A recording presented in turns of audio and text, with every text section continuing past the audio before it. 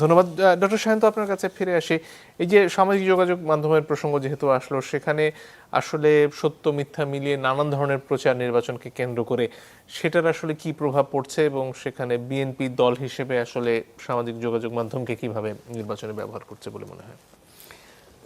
এখন সামাজিক যোগাযোগ মাধ্যমকে একই সঙ্গে ব্যবহার এবং অপব্যবহার সব পক্ষ করছে কম বেশি। বটবাহিনী আগে থেকেই করছিল। আপনি আজকে আপনার বক্তব্যটা যাক, আপনার বক্তব্য যদি বিএনপির বিরুদ্ধে যায় এক পক্ষ আপনাকে গালি দিবে, যদি জামায়াতের বিরুদ্ধে যায় সেই পক্ষ আপনাকে গালি দিবে। মানে গালি এখানে অবধারিত, আপনি কোনো পক্ষেই ন্যায্য কথাটাও বলতে পারবেন না।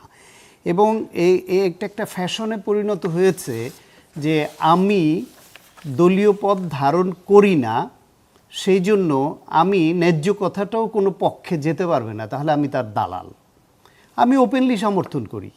আমি মনে করি বাংলাদেশে আমি একই সঙ্গে মুক্তিযুদ্ধের সময় বিরোধিতা যারা করেছে আমি তাদের পক্ষে দাঁড়াবো না, 24-এ যারা বিরোধিতা করেছে আমি তাদের পক্ষ দাঁড়াবো না। আমার এই দুইটার পক্ষে যে আছে আমি তার সঙ্গে আছি। আবার মাঝখানে বিভিন্ন যে অভ্যুত্থানগুলো, গণতান্ত্রিক অভ্যুত্থানগুলো হয়েছে, ওইখানেও কার কী ভূমিকা আছে আমি সেটা বিবেচনায় নিব। এবং আমি নির্বাচনের প্রশ্নে, আমি একজন ভোটার, আমি দেশের একজন নাগরিক, আমি এই সময় আমার অবস্থানটা স্পষ্ট করব যে আমি 71-এর পক্ষে, আমি 24-এর পক্ষে, আমি 90-এর গণ অভ্যুত্থানের পক্ষে, আমি 86-র নির্বাচনে বেইমানির বিপক্ষে এবং বেইমানের সহযোগীর বিপক্ষে।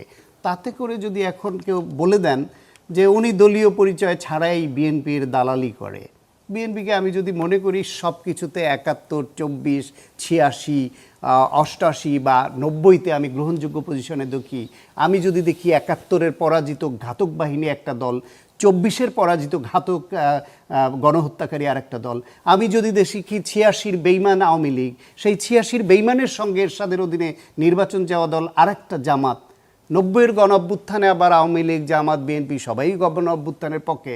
সুতরাং সবগুলো যোগ করে আমার যদি মনে হয় যে স্কোর করলে আপনার বিএনপি আগায় থাকে, এবং আমি মনে করি দেশের জন্য বিএনপি বেটার, অন্যদের এই খারাপ আছে, তাহলে আমি দালাল হয়ে গেলাম। এই যে ন্যারেটিভ তৈরি করা যে আপনি যে কোনো পক্ষে গেলেই, আমি যদি এনসিপির পক্ষে যাই তাহলে আমি নিরপেক্ষ এনসিপির কাছে, আমি যদি জামাতের পক্ষে যাই জামাতের কাছে নিরপেক্ষ, আমি যদি বিএনপির পক্ষে যাই বিএনপির কাছে নিরপেক্ষ।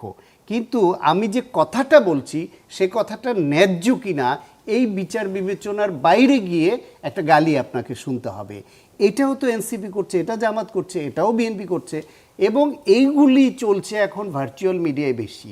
ভার্চুয়াল মিডিয়ায় এই যে বিভিন্ন রাজনৈতিক পক্ষ যে করছে, তারা তো তাদের স্বার্থে প্রোপাগান্ডা ছড়াচ্ছে, মিথ্যা কথা বলছে, ফটোকার্ড বানাচ্ছে।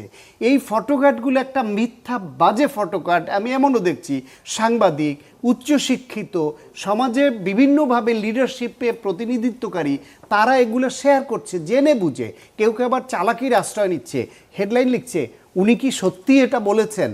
এইটা হচ্ছে একটা মোড়ক, এই মোড়কে এই বাজে একটা ফটোকার্ড সে প্রচার চালাতে চায়, এটা তার আকাঙ্ক্ষা। এখানে প্রার্থীরা যে অভিযোগ করছেন, ধরুন আমিনুল হক আজকে বলছিলেন যে জামাত বিকাশের মাধ্যমে ভোট কেনার চেষ্টা করছে, এই অভিযোগগুলো বা তারা কিসের ভিত্তিতে করছেন? এইটা অনেক জায়গায় ধরা পড়েছে।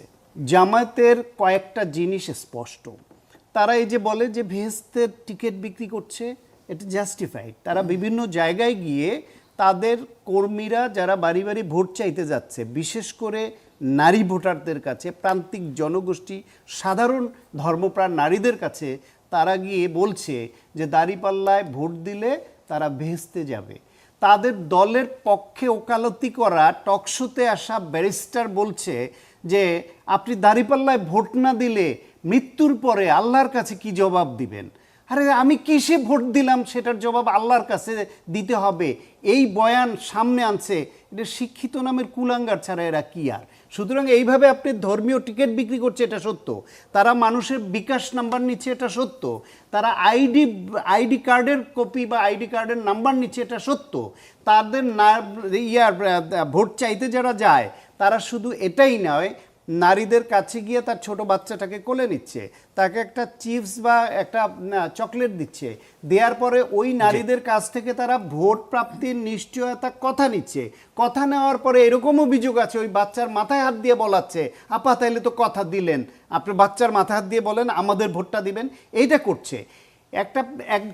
একটা এরকম একটা কথাও একটা টকশোতে একজন বিশ্ববিদ্যালয়ের শিক্ষক একজন নারী প্রতিনিধি বলছেন যে এই সাম্প্রতিক সময়ে অন্যান্য সময়ের তুলনায় কয়েক গুণ বেশি বোরকার কাপড় আমদানি হয়েছে।